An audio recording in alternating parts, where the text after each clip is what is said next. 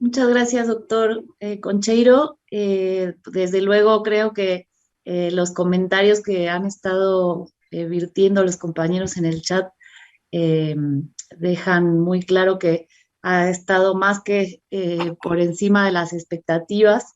Eh, y bueno, nos deja muchos temas para analizar, para profundizar y sobre todo para que podamos abrir este diálogo al que nos está invitando también usted. Entonces, lo que voy a hacer es irle dando la palabra a compañeras y compañeros que vayan en el orden en el que van levantando su mano. Tenemos ya a Diego, Alfonso, se prepara Ulises y Ana Karen. Vamos a hacer una primera ronda de 3 preguntas para regresar con usted y en caso que siga, hay otras manos todavía levantadas, podamos seguir en la medida que nos lo permita el tiempo. Adelante, Diego. Muchas gracias. Muy buenos días, compañeras, compañeros. Doctor Francisco Conchero, agradecerle primero que nada su exposición y continuando el tema, me gustaría citarle una cita histórica. Desde el Movimiento Regeneración Nacional, en su proyecto alternativo de nación, se planteaba en un punto número 45 que, permítame leerlo, que ningún joven será rechazado al ingresar en escuelas preparatorias y universidades públicas. Es decir, habrá el 100% de inscripción. Dejarán de ser obligatorios los exámenes de admisión que solo han servido para justificar la política neoliberal privatizadora que excluye a los jóvenes pobres y que han convertido la educación en un privilegio, cuando es un entrañable derecho. Preguntarle, doctor, si en este momento que hemos pasado una pandemia y que desafortunadamente pues muchos jóvenes han desertado por esta situación de solvencia económica y no poder pagar sus estudios, me permito expresar una opinión personal, creo que es un punto débil de la 4T en donde en este momento sigue habiendo muchos jóvenes rechazados. Este punto en específico se le sigue dando continuidad en el gobierno, ¿cómo? Y si nos puede dar más amplitud en cómo se va a resarcir este problema educativo para que pueda llegar a los jóvenes. Muchísimas gracias. Gracias, Diego. Ulises, adelante. Gracias, muy buenos días a todos. Primero felicitarlo, doctor, un fascinante diagnóstico. Ahora, en esta parte del debate subjetivo, yo he estado un poco estudiando este debate subjetivo empresarial en el tema educativo. Primero lo voy a decir cómo lo entiendo y después me gustaría saber qué están haciendo en este tema. Fíjese que en el tema de este debate hay una desvalorización por parte de los profesores a tal grado, y quisiera hacer mención porque lo he estado observando, que el profesor llega incluso a faltar de su propio pensamiento y de su propia calidad al meter a sus hijos en escuelas privadas, siendo ellos profesores educativos. Fíjese a qué grado llega esta embestida capitalista de desvalorizarlo, ¿no? De hacer pensar que no tiene valor su trabajo. Entonces he observado que los meten y que prefieren la educación privada. Ahorita con el proceso que tuvimos de contingencia de pandemia, del COVID, 40% de las escuelas privadas perdieron el registro precisamente por la lógica económica. Y volvimos a integrar la matrícula o se incrementó la matrícula pública. Mi pregunta es muy precisa. ¿Cómo la educación o cómo la parte institucional desde ustedes trabaja este tema para volverle a dar valor al profesor que es valioso, vaya, que tiene una educación, que tiene un sistema y que yo creo en él? Entonces, al yo creer en él, vuelvo a confiar en mi educación pública. Yo como padre, como ciudadano, como lo que sea, entonces creo en la educación pública. A mí nada más me gustaría saber, primero, felicitarlo, tiene una magnífica diagnóstico, y saber qué es lo que está haciendo la parte institucional con este tema subjetivo. Gracias. Gracias, Ulises. Ana Karen. Sí, buenos días. Mi pregunta va relacionada igual con lo que comentaba el compañero Diego. ¿Cómo, cómo evitar, cómo disminuir el restriccionismo que está generando el sistema neoliberal para la inserción de los estudiantes en las universidades? Específicamente el restriccionismo yo lo entiendo en tres vertientes, ¿no? El cobro de cuotas, ¿no? Que, por ejemplo, yo que soy de la UAP, tenemos que estar pagando los semestres y la universidad deja de ser pública.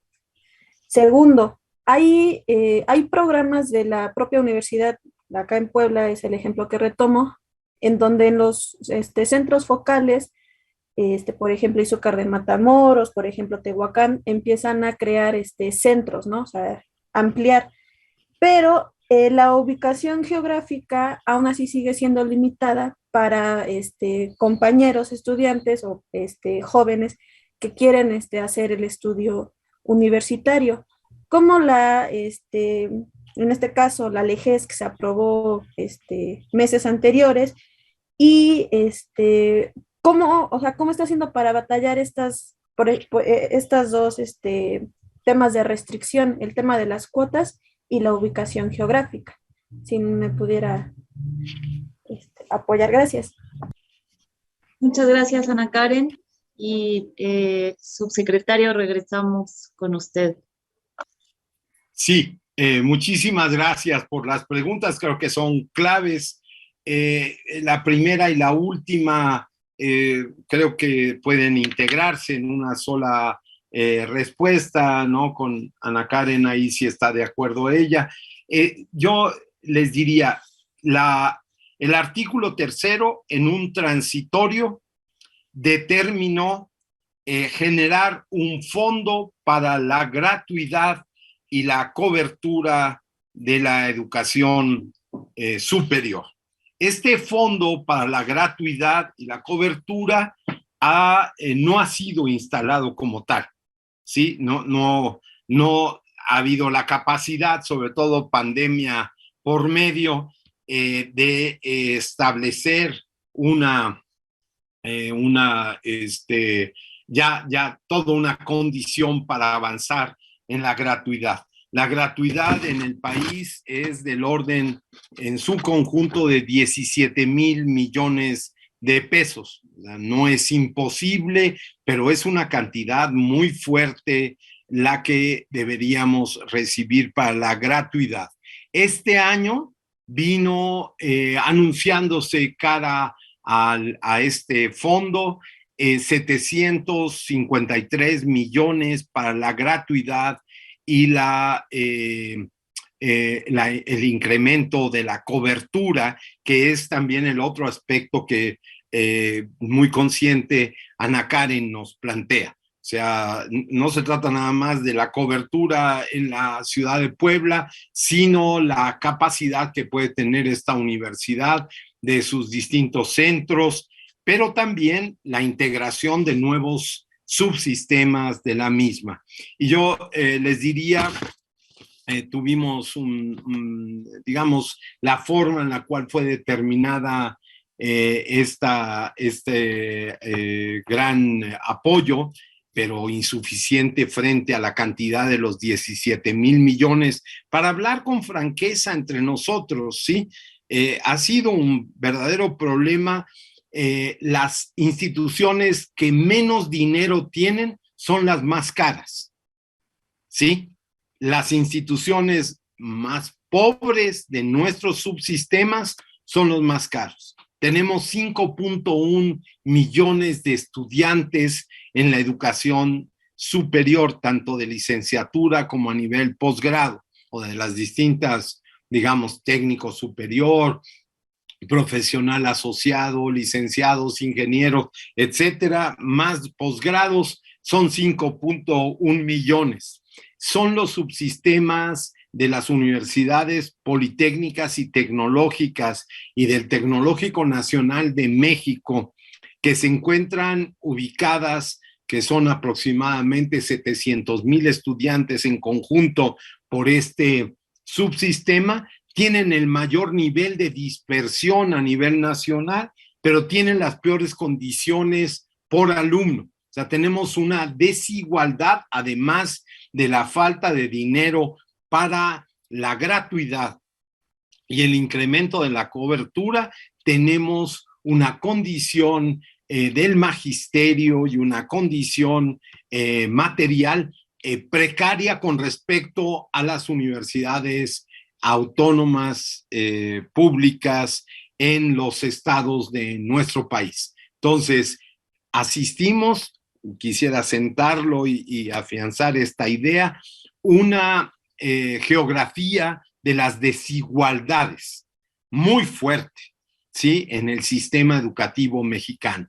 Y son las que están en peores condiciones, las que tienen que hacer cobros para poder rendir, o sea, cobros, estoy hablando de cuotas para ingreso y de los estudiantes. Entonces, es muy singular esto, porque requerimos, y ahora lo vamos a hacer así, acaba de salir hace 3 días la convocatoria para presentar proyectos hacia la gratuidad con incremento de la cobertura. Entonces estamos atendiendo eso y tenemos pendiente una reunión para que en el siguiente presupuesto se empiece planteando la gratuidad como una proyección central, pero además como un fondo esencial, que nuestra propuesta es que sea en el ramo 33, para que sean, se desligue de lo que hasta ahora representa el presupuesto para la educación y en particular para la educación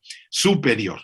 Entonces ahí tenemos ya planteado, es obligación constitucional, quiero subrayarlo, y es obligación por la Ley General de Educación Superior también.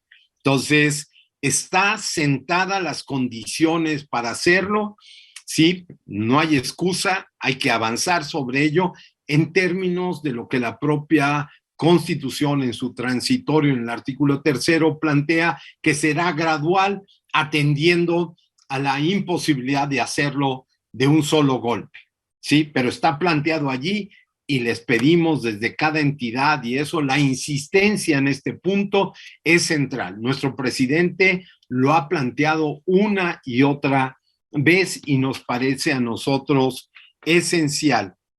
En términos, digamos, de los rechazados, tenemos aproximadamente, quería empezar diciendo, estamos desterrando el concepto de rechazado, es terrible para los jóvenes, ¿sí? Entonces, primero se nos obligó a crear un programa de rechazo cero, que fue un programa, creo yo, bastante interesante en cuanto a, tenemos, 350,000 estudiantes el año 2020 que quedaron fuera del sistema educativo, que no se lograron colocar. Y a la vez, ese mismo año tuvimos 200,000 puestos vacantes que se quedaron sin jóvenes en ese momento. Actualmente estamos en el orden de los 400,000 estudiantes que se quedaron fuera, porque ha ido incrementándose la demanda a ingresar a la educación superior a partir de este gobierno. Y entonces tenemos 2 conceptos que quisiera yo compartir con ustedes ahí. Tenemos una cobertura de 42.5%, sí, a la educación superior, pero esta está matizada porque son muchos jóvenes que ya no lo son tanto, que vuelven a la educación. ¿Ya qué queremos decir? Es un 30% de jóvenes entre 18 y 23 años los que están en la educación superior. Y llegamos al 42.5 porque el promedio de edad supera a este rango de 18 a 22, que sería propiamente a 23 que estamos recibiendo en educación superior. Por ese índice tenemos un retraso enorme con respecto y ocupamos el penúltimo lugar en América Latina, ¿sí?, de los lugares de absorción, digamos, de cobertura definida así en el rango de edad. Pero quizá otro indicador hablaría más de este gobierno, que es el de la capacidad de absorción de los recién egresados de nivel medio superior. Y es clave entenderlo en términos del manejo político. Hoy día estamos en el orden del 74% de capacidad de absorción. O sea, recién acaban de salir de la prepa, del bachillerato, del CEBETI, etcétera, y logramos una absorción del 74%. Eso modifica, quiere decir que estamos con un rezago histórico brutal, pero que hoy día estamos logrando captar a los jóvenes. Pero el 74, cuando poco antes de la pandemia habíamos logrado el 85%. O sea, caímos 11 puntos con la pandemia en nuestra capacidad de absorción. No tanto porque no los estuviéramos admitiendo, por cierto, hay ahí fenómenos muy interesantes les fue mucho mejor en los exámenes después de la pandemia, porque simplificaron lo que aprendían y dejaron de aprender tanta paja llenos de información, y fueron más formativos los años en la pandemia con todo y digamos, podríamos decirlo así, la dramática, digamos, profundización de la desigualdad entre quienes tenían acceso, ya sea hasta por datos o acceso a Internet, y quienes no lo tenían. Pero a pesar de esto, les fue mejor, no obstante perdimos 11%. ¿A dónde se fueron? No aplicaron a las instituciones de educación superior simple y llanamente porque nuestros jóvenes de media superior y de superior dejaron de ser estudiantes-trabajadores para ser, hace muchos años, trabajadores-estudiantes. Entonces tenemos que modificar nuestra idea de cómo están llegando a la educación superior.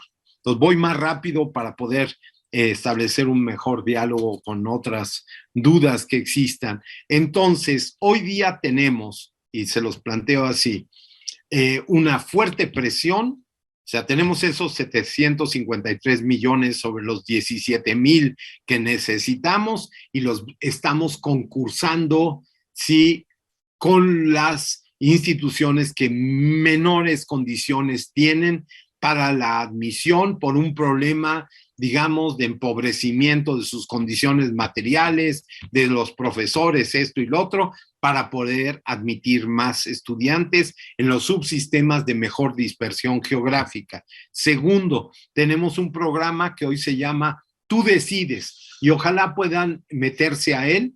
Es un programa que está tanto colgado de la Secretaría de Trabajo ya ahora, porque tenemos un convenio con ellos, como en la Secretaría de Educación Pública, donde en el Tú Decides encuentras alrededor, entre cada año, hasta ahora llevamos 200,000, pero queremos llegar a 350,000 puestos que se ofrecen de distintas carreras a los estudiantes, junto con un análisis que ustedes pueden acceder a él, los jóvenes pueden acceder a él en general, y las jóvenes, a través de un punto que es central, que es un examen de vocación.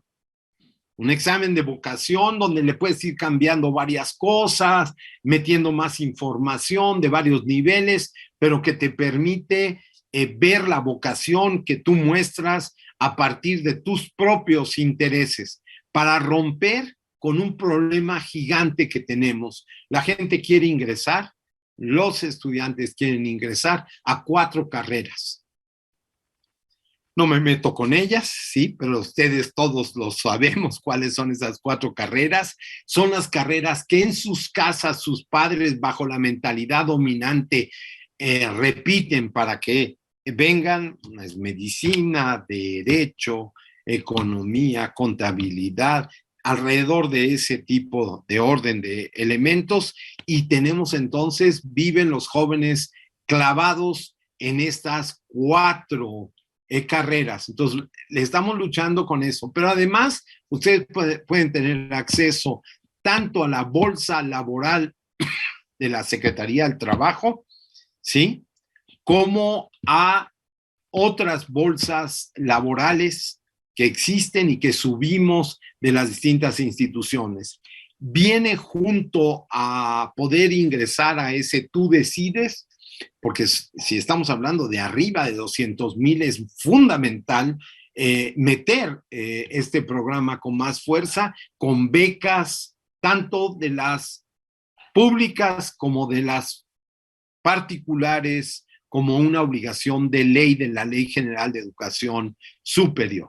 Entonces, en esta perspectiva, estamos buscando tener una mayor presencia geográfica. Por eso usé una y otra vez el concepto de territorio, de la generación de territorialidades, de centros focales, como fue planteado aquí, de la generación entonces de un tercer nivel en la educación a nivel de técnico superior, de profesional asociado y de ya sea todo el orden de licenciaturas, ingenierías, etcétera, toda esta serie de cosas. Otro elemento que es maravilloso y es fundamental, que aporta alrededor en este momento de los 32,000 estudiantes nuevos en educación superior, que es muy puntual, son las Universidades para el Bienestar Benito Juárez García, que tienen una orientación muy determinada, local,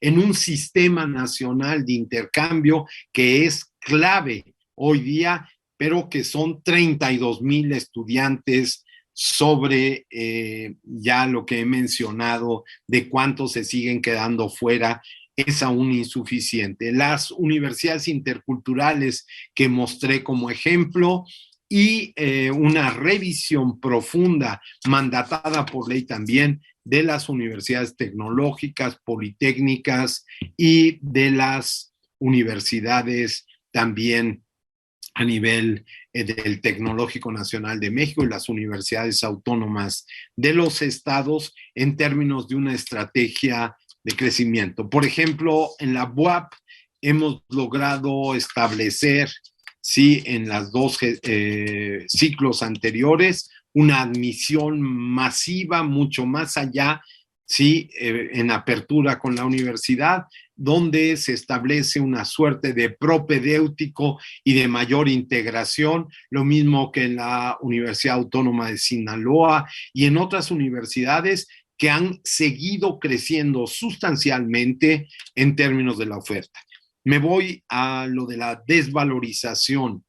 El presidente sitúa en la estrategia desde el Ejecutivo Federal 4 grandes cambios en la educación. Los voy a mencionar porque ahí se centra la política del Ejecutivo Federal. Lo demás tenemos que cumplirlo por nuestras obligaciones.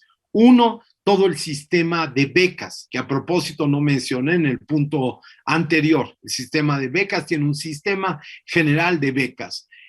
Nosotros, de los 5.1 millones de estudiantes que tenemos en educación superior, el año pasado recibimos 936,000 becas. Sí, en términos de educación media superior, la política es del 100% de becas de la educación media pública. O sea, aquí hay elementos claves en ese sentido. Y entonces, en términos, el segundo elemento de la valorización tiene que ver con la escuela es nuestra y su equivalente en lo que sería en educación superior, que todavía no tenemos este programa, estamos buscando ser reconocidos, la normal es nuestra, etcétera, porque las condiciones de trabajo son verdaderamente precarias, ¿sí? Entonces hay que asumirla, y cuando hablamos, perdón, todos tienen en el imaginario la UNAM, la UAM, el IPN, perdón, las condiciones de las universidades politécnicas, tecnológicas. Yo les diría, tenemos trabajadores de las politécnicas que no tienen seguro social. Así es digamos, las condiciones de diferenciación. Con respecto a públicas y privadas, la Ley General de Educación Superior establece que la educación no es una mercancía, y por tanto el reconocimiento de las llamadas particulares o privadas, las particulares tienen que reconocer que no puede ser el elemento de la ganancia el central. Pero tiene toda la razón Ulises cuando plantea que hay una idea de que son mejores las particulares, sobre todo las grandotas y eso, pero hay una imagen de las particulares, pero yo les diría que el 85% de las particulares tienen menos de 300 estudiantes, ¿sí? 85%, o sea, si me hablan de ese 15%, podemos, digamos, sin admitirlo, podemos decir, bueno, quizás sea mejor en ese 15%, porque son las grandes. Les quiero decir que un estudio hecho por la Universidad del Valle de México demuestra que no hay mejor trabajo para alguien que viene de una particular que de una pública. O sea, es una fijación que corresponde a otro orden, digamos, de visión de la privatización y de una autodesvalorización, como diría, perdón Ulises, estoy usando ahí, retorciendo tu concepción, pero efectivamente hay una pérdida de los propios académicos, de su condición y de revalorarse a ellos mismos.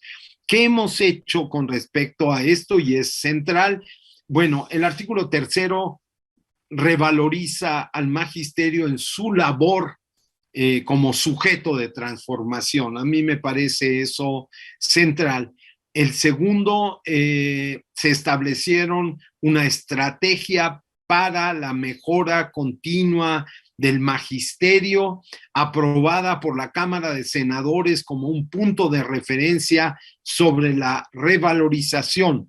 Tan es así que el resultado que tuvimos, Ulises, fue de un aumento de casi el 30% del ingreso a las normales en general, y en términos de las normales rurales, hasta un 40% del incremento de la matrícula. O sea, la revalorización tiene que venir de la sociedad misma, y este es un indicador, ¿sí? Para poder no solamente decir lo que yo tengo de impresión sobre cómo hemos cambiado. La otra fue hacerlos partícipes del propio cambio curricular, y esto ha sido central, ¿sí? Hacerlos, digamos, todo el mundo me decía, no te la vas a acabar, y simple y llanamente yo les digo que el sector más participativo en términos de una continuidad y un planteamiento de cambio general de la educación en nuestro país están las normales, sin duda, porque están muy organizados todavía, y hoy la revalorización ha tenido que ver con esa perspectiva también fundamental. ¿Qué hemos hecho? Reinstalar el MESHE, ¿sí? Y eso es clave. O sea, no solamente disminuir a las normales, sino reinstalar simbólicamente a la más atacada, que fue la de Hidalgo, ¿no? En Francisco y Madero, la más conocida por el MESHE. Entonces ahí tenemos. ¿Qué otros elementos? Hoy la política salarial que va a ser anunciada este 15 de mayo va a ser central. Disculpen, los maestros tienen ahí esas condiciones. Y me podría seguir, pero ese es el segundo elemento que para el presidente es central. Becas, la escuela es nuestra, la revalorización dignificación preferiríamos usarlo, ¿verdad, Ulises? Tú y yo. Creo que la dignificación del magisterio, porque, digamos, revalorar, darle más valor, pero no, es del orden de la dignidad del magisterio en todo esto. Y el cuarto elemento que apenas toqué en mi conferencia, pero que nos parece central, es el cambio en la malla curricular, planes y programas de educación básica, en la cual participa educación superior, como puede ser para cualquiera obvio que debe de participar educación superior en este sentido, no solamente por el cambio en normales y en las carreras correspondientes de la UPN, sino también por la integración de un solo sistema educativo, que ese es un punto central y ya no por niveles. Perdón, dije, voy a ser cortito y no fui capaz, perdonen, pero le seguimos con las preguntas. Adelante, perdóname ahí. No, al contrario, muchísimas gracias por tomarse el tiempo de darnos una explicación muy detallada para cada uno de estos temas tan importantes. Yo creo que tenemos tiempo para otras 3 preguntas. Vamos a cerrar a las 12 en punto, así que compañeros, les pido por favor que sean muy, muy sintéticos en sus preguntas y que le demos tiempo al doctor a que pueda contestar. Antonio, se prepara Rafael y Ricardo. Sí, buenos días a todos. Yo soy Antonio Nambo de Michoacán. Yo trabajo en el CONALEP. Yo estoy muy de acuerdo con lo que dice el doctor Francisco Luciano, una gran oportunidad en la revolución de las conciencias en la educación. Yo veo acá en las escuelas, a veces la Asociación de Padres de Familia y de Alumnos, a veces no se les deja pensar o opinar en políticas de la educación. Yo siento que hay que darle más oportunidad a estos sectores para que opinen la política en lo que es la revolución de las conciencias. Muy bien se ha dicho aquí que los maestros son los que han dado muy buena batalla, y lo que se ha dicho de las normales que es una educación en donde se abre más la mentalidad de los alumnos de lo que está pasando a nivel nacional en las políticas. Ya se ha dicho de Ayotzinapa, que fueron reprimidos los alumnos, Tiripitiro aquí en Michoacán, que siguen una lucha constante, y sin embargo, pues esa apertura de su inteligencia es calificada como delincuencia. Yo lo que digo es que aquí la educación y la superior y todos los niveles debemos de aprovechar ese espacio para que haya esa revolución de las conciencias. Y mi pregunta es, además de abrir más matrícula en las normales, ¿no se podría también, en lo que es la currícula de nivel superior, tener esa metodología que tienen las normales para que los alumnos de nivel superior tengan esa misma movilidad que tienen los alumnos de las normales? Y sería mi participación, doctor. Muchas gracias, Antonio. Rafael, adelante. Muy buenos días, el señor subsecretario. Bueno, usted habla también de la transformación y hay que hacer una transformación. Yo aquí sugeriría también una de las cuestiones. Yo voy a presentar un trabajo aquí en este diplomado, y es acerca de la prevención. Para mí ese programa es fundamental, que va acorde a la cuarta transformación. Nosotros estamos proponiendo que a través de la educación hagamos todo el combate contra las drogas. El combate a las drogas es primordial, también inclusive la prevención y educación superior, así como usted dice que va a intervenir, pueden intervenir en este proyecto, que es a nivel nacional, y sería ahora sí una cruzada con IP, iglesias y el gobierno federal.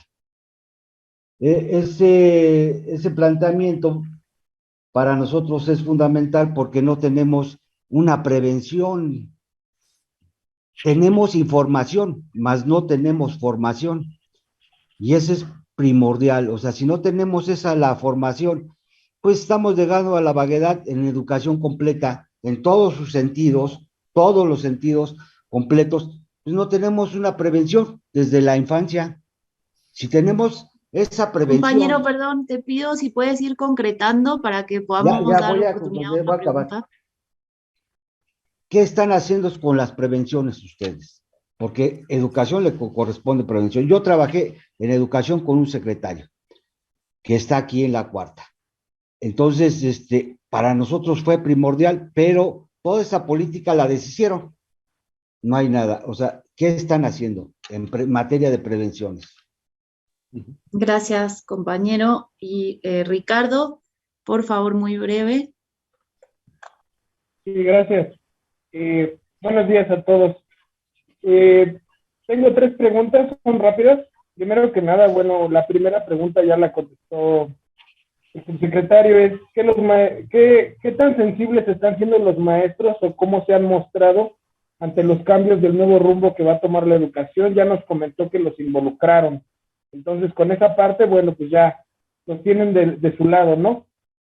Por el otro lado, ¿cómo o con qué acciones se pueden implementar en las universidades públicas para que éstas dejen de ser cotos de poder?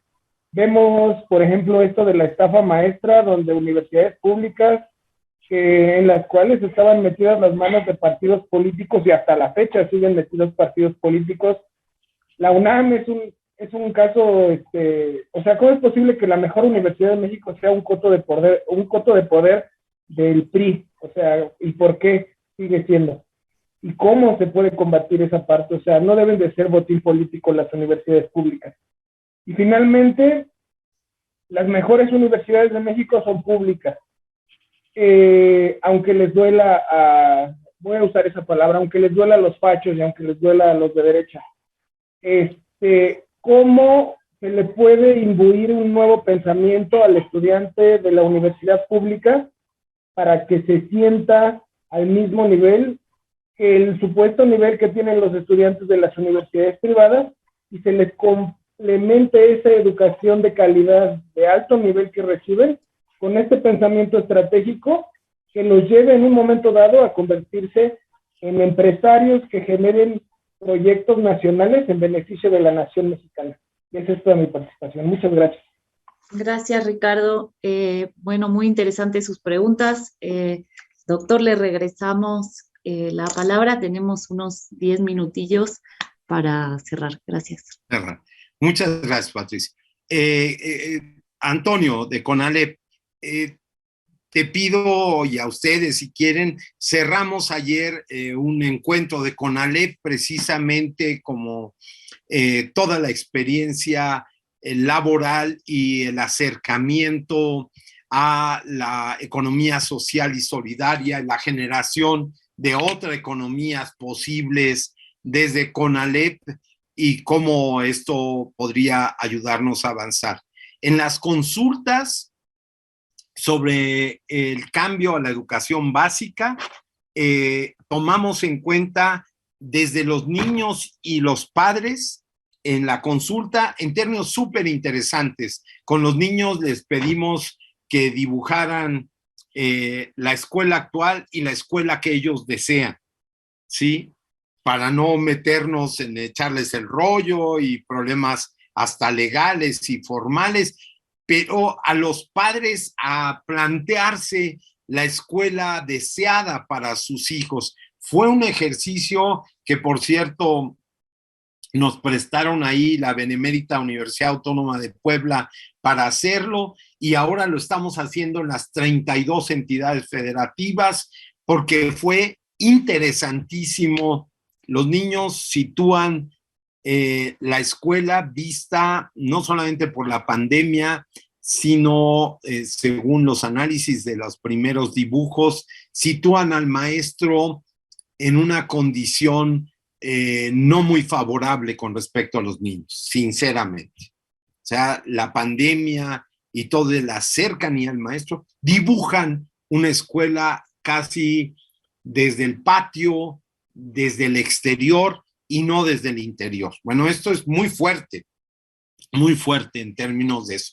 La encuesta que acaba de publicar el INE de niños, niñas y sus aspiraciones políticas, hecha, por cierto, por la Universidad Autónoma Metropolitana, particularmente por la de Xochimilco, que es una encuesta a 9.7 millones de niños y niñas, nos estaría hablando de una condición política interesantísima en la muestra de su interés por cambiar su realidad desde ese ángulo. Pero vamos a tener 3 libros de textos distintos en básica, uno para el profesor, otro para los niños, fíjense, manejado desde ellos mismos, y un tercero para las familias. O sea, estamos en esta línea, no solamente de dientes para afuera y citar a la familia, sino de efectivamente la educación tiene que ser extraáulica, o sea, fuera del aula, extramuros, y tenemos que ir a una educación que integre la vida de los niños hacia la escuela y de la escuela hacia su vida cotidiana. Esto es para nosotros central en la transformación actual. Tiripetío y toda la experiencia, nada más les quiero decir que en estos días se cumplen 100 años de la primera normal rural, que es la que hoy está en Tiripetío, si la memoria no me falla, estuvo primero en Zacapu, ¿no? Y después fue trasladada hacia Tiripetío, pero hoy cumplimos 100 años y estamos involucrados en una gran transformación desde ellos. Tengo una experiencia maravillosa de mi asistencia a Tiripetío. Creo que fui el primer funcionario en no sé cuántas décadas en poderse presentar a Tiripetío allá adentro. Me habían puesto un horario, yo me levanté para retirarme y acabé 8 horas estando con los de Tiri, hablando de elementos académicos, rompiendo con el modus operandi que se convirtió en vivendi para muchas de estas, de estas normales, en su resistencia, y creo que ahí hemos ido avanzando, metiéndonos a la discusión. Y lo de la movilidad me parece genial que haya salido. Ese es un mandato de ley, la flexibilización de todas nuestras mallas curriculares, poder transitar de una universidad politécnica o tecnológica, entre ellas mismas, ir hacia otros lugares, poder intercambiar. Y el tema de la movilidad es un punto para nosotros central, podría extenderme sobre ello. Tenemos toda una política dirigida hacia la movilidad, que por ejemplo los normalistas nos vinieran a dar clases de pedagogía a nuestras instituciones de educación superior, a los propios maestros que pueden ser excelentes investigadores, pero quizá no sepan transmitir como debieran. En términos del planteamiento de Rafael sobre la prevención, sale un libro en estos días, producto de todas las experiencias que tenemos de prevención de la drogadicción ligada al tema de una cultura de paz, Rafa. Sí, ahí nos parece a nosotros, cuando giró la política de nuestro presidente alrededor de este atractivo que para algunos era la legalización de las drogas para quitarle todo el elemento digamos, de renta diferencial favorable para que fueran incrementándose como mercancía las drogas y lograr acotarlas por una política de prevención, cuando la correlación entre drogas y violencia se hizo evidente. Y entonces estamos trabajando, y ya podrán ver ustedes en este libro de Cultura de Paz publicado por Anúyes, más de 200 experiencias de clubes de paz en las distintas instituciones de educación superior y de la experiencia en concreto de la prevención. Ricardo, efectivamente, digamos, la excelencia, cambiamos después de que fue sugerida por un grupo de maestros que el término de calidad estaba demasiado manoseado y entonces se adoptó el de excelencia. Para nosotros la mejora continua de la educación es un punto central y eso hay una ley general de lo que es la mejora la mejora continua, perdón, del magisterio, que recoge todo este concepto de excelencia en términos fundamentales para nosotros. Y efectivamente, la construcción de cotos de poder, de partidos universitarios y una serie de elementos que tienen que ver con la lógica de cómo ha sido manejada la autonomía en múltiples instituciones, nos llevó al planteamiento, digamos, que ha repetido una y otra vez el presidente, de que son las propias comunidades. Y entonces no imaginar que como gobierno, en términos de una política de Estado, vamos a intervenir, a cambiar sus leyes orgánicas, a esto, sino son las propias comunidades en condiciones de un proceso de democratización mayor del país las que deberán cambiar esta condición.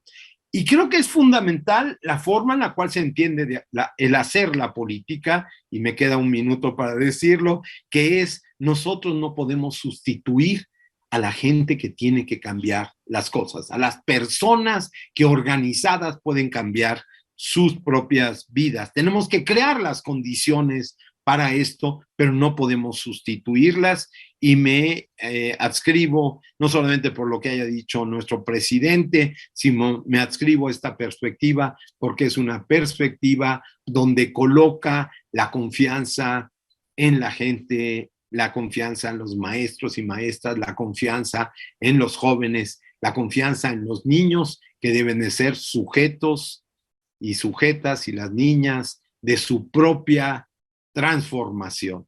Entonces, en este sentido, la autodeterminación frente al concepto de autonomía nos parece a nosotros central.